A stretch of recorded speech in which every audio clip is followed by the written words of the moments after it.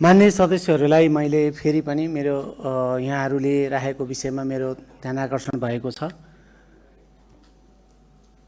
सरकारको तर्फबाट सामान्य प्रधानमन्त्रीज्यू आउने मिति तयको लागि छलफलहरू चलिरहेको सूचना प्राप्त पनि भएको छ। मैले पटक पटक भनेको छु, मैले पनि गरिरहेको छु। त्यसकारणले उहाँको मिति तय भएपछि मैले जानकारी गराउने नै छु।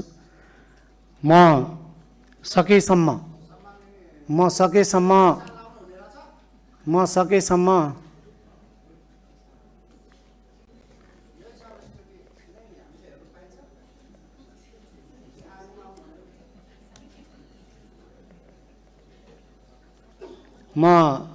मान्य सदस्यहरू उभिँदा उभिँदै सदन अगाडि बढाउन चाहदिनँ। मेरो त्यो कोसिस म गर्न चाहदिनँ।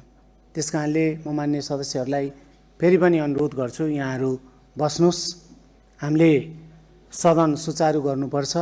त्यसकारणले मान्य सदस्यहरू बसेर सहयोग गर्नुहोस्।